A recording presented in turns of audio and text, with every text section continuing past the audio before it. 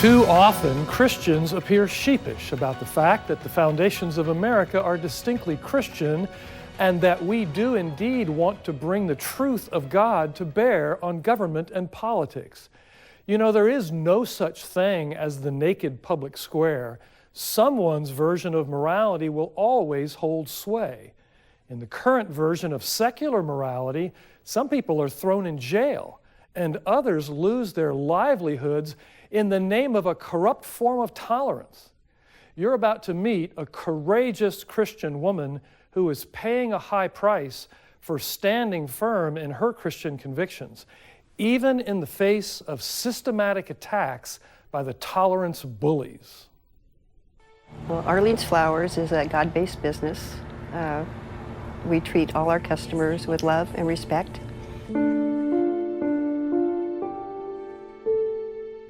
We get to take what God has created and make something beautiful and unique, and to express the things that flowers say it all, as they say, and it does.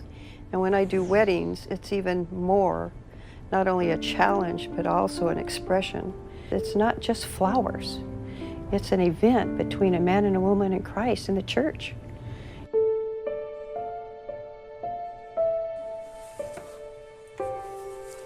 I've worked here over 30 years. I've owned it for 19 years, and I bought it from my mom.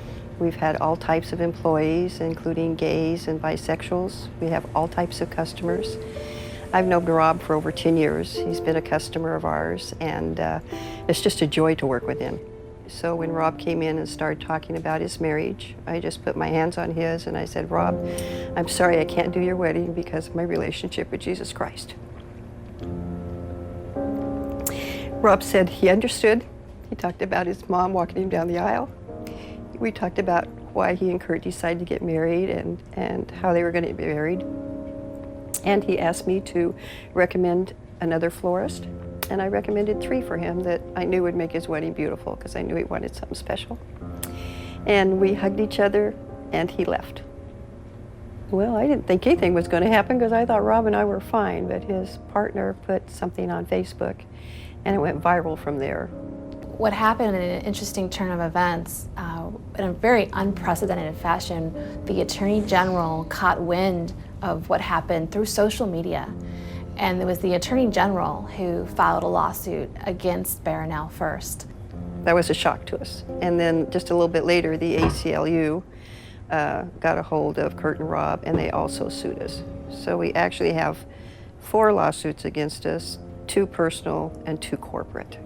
The Attorney General and the same-sex couple have accused Barronelle of violating the Washington law against discrimination and the Consumer Protection Act.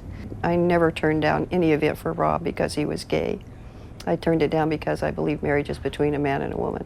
It's a covenant between God and the church. She stands to lose everything she owns, her life savings, her home, everything, simply for referring a longtime friend to a different florist. The Attorney General wrote us a letter saying that if we paid a $2,000 fine and continued to do gay weddings, and he would drop the lawsuit. Also, the ACLU is suing us for all their legal fees, so which could be over $1 million. So when the Attorney General said that, then I wrote him a letter back. Your offer reveals that you don't really understand me or what this conflict is all about. It's about freedom, not money. I certainly don't relish the idea of losing my business, my home, and everything else your lawsuit threatens to take from me. My freedom to honor God and doing what I do best is more important. In February of 2015, the lower court ruled against Barronelle Stutzman. And the judge basically told me that I can have my faith, but I can't practice it. So he basically told me I had to live my faith within the 4 walls of the church, which isn't going to happen because Christ is my life.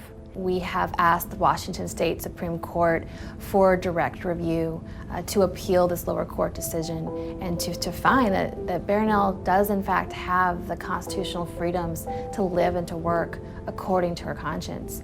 I need to stand for Christ. He died for me. Why would I not stand for him?